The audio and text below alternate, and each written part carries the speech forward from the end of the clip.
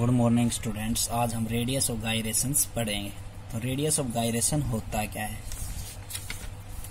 Radius of gyration of a body about a given axis is equal to root mean square distance of the individual particles of the body from the given axis of rotations.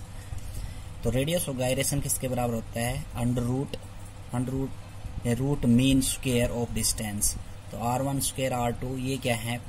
Perpendicular distance from the axis of the rotation के इनका mean का root क्या कहलाता है? Radius of गायरेशंस कहलाता है।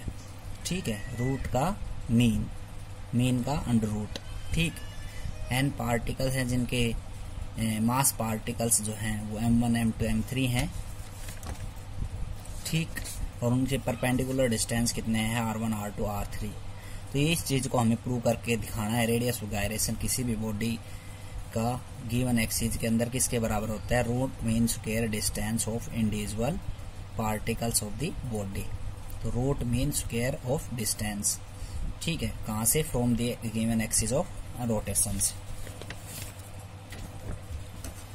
तो सबसे पहले हमने मान लिया एक रिजिड बॉडी है जिसका मास particles m1 m2 m3 and mn है।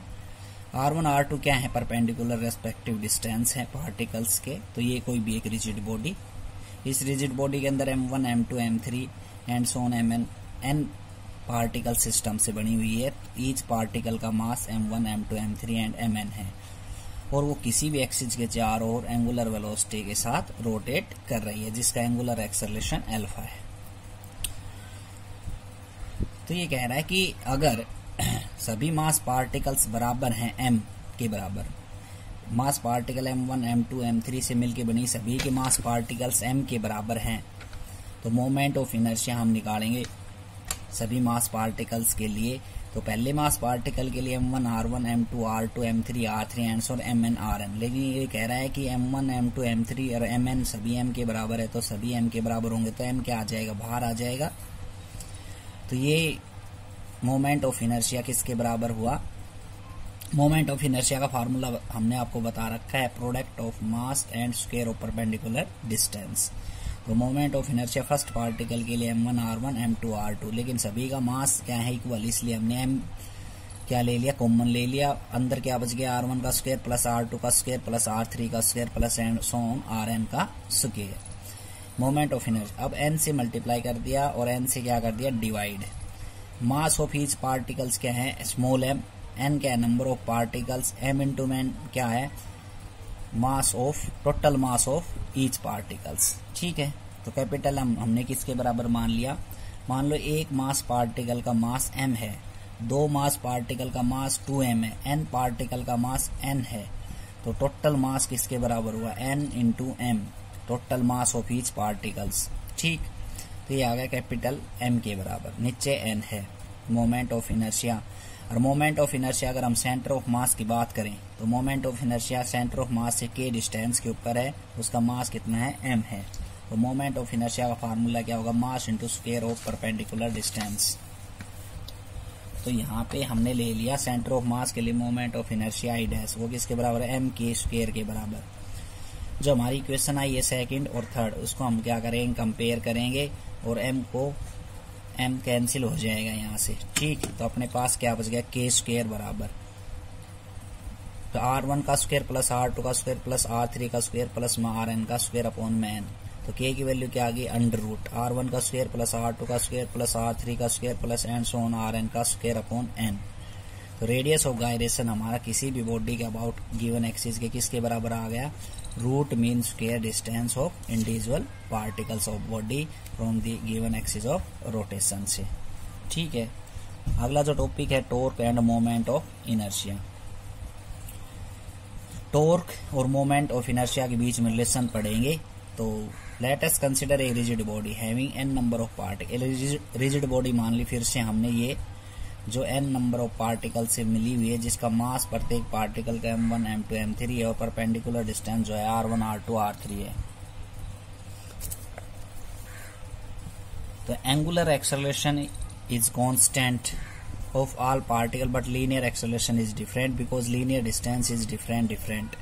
देखो कोई भी एक रिजिड बॉडी अपने एक्सिस के चारों रोटेट कर रही है तो उसका एंगुलर एक्सेलरेशन तो कांस्टेंट रहेगा क्योंकि वो एंगुलरली मूव कर रही है, लेकिन जो लीनियर एक्सेलरेशन क्या होता है अलग अलग होता है, इसलिए उनकी जो लीनियर वेलोसिटी भी क्या रहेगी अलग अलग रहेगी। ठीक।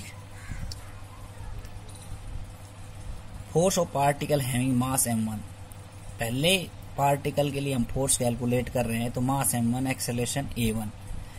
ठीक। और a1 ये क्या होता है, लीनियर मोशन के केस में एक्सेलरेशन होता है और ये अल्फा r के बराबर होता है। लीनियर एक्सेलरेशन और एंगुलर एक्सेलरेशन के बीच में रिलेशन होती है, तो f1 की वैल्यू आ गई m1 r1 alpha. Second particle के लिए force m2 r2 alpha, m3 r3 alpha. Third particles के लिए इसे mn पार्टिकल्स के लिए। तो total torque of rigid body किसके बराबर होता है, टोटल टॉर्क बराबर होती है सम ऑफ इंडिविजुअल टॉर्क के बराबर। देखो मोमेंट ऑफ इनर्शिया और टॉर्क के बारे में हम पढ़ रहे हैं। ठीक है, तो यहाँ से जो टॉर्क की वैल्यू आई वो हम फोर्स पहले कैलकुलेट क्यों किया, क्योंकि टॉर्क जो होता है वो फोर्स इंटू परपेंडिकुलर डिस्टेंस होता है, इसलिए हमने f1 की वैल्यू पहले कैलकुलेट की। तो टॉर्क पहले केस में कितना आया f1 r1, f1 की वैल्यू कितनी है m1 r1 अल्फा और इंटू में r1। ऐसे टो 1 की वैल्यू कितनी आ गया, r1 को r1 से मल्टीप्लाई करेंगे तो m1 r1 का स्क्वायर अल्फा आ जाएगा। सिमिलरली टो 2 आ जाएगा m2 r2 का square alpha, tau n mn rn alpha. तो टोटल टॉर्क वाली इक्वेशन के अंदर ये जो इक्वेशन है टॉर्क बराबर tau 1 plus tau 2 plus tau 3, इसमें वैल्यू रख दो, जो कॉमन आ रहा है कॉमन अल्फा कॉमन आ रहा है, बाकी क्या बच गया m1 r1 का स्क्वायर प्लस m2 r2 का स्क्वायर प्लस m3 r3 का square plus and so on mn rn का स्क्वायर अल्फा। अब m1 r1 का स्क्वायर ये मोमेंट ऑफ इनर्शिया का फार्मूला है, तो mi ri का स्क्वायर समेशन ऑफ, तो ये हो गया i और ये हो गया अल्फा। तो टॉर्क और मोमेंट ऑफ इनर्शिया के बीच में रिलेशन आ गई क्या, टो बराबर i अल्फा। तो मोमेंट ऑफ इनर्शिया किसके बराबर होता है, sum of all masses and square of perpendicular distance from the axis of rotation, उसको कहते हैं मोमेंट ऑफ इनर्शिया। तो ये वैल्यू i के बराबर, तो टॉर्क और i अल्फा ये हमारी रिलेशन आ गई। बाकी कल पढ़ेंगे आगे। Thank you.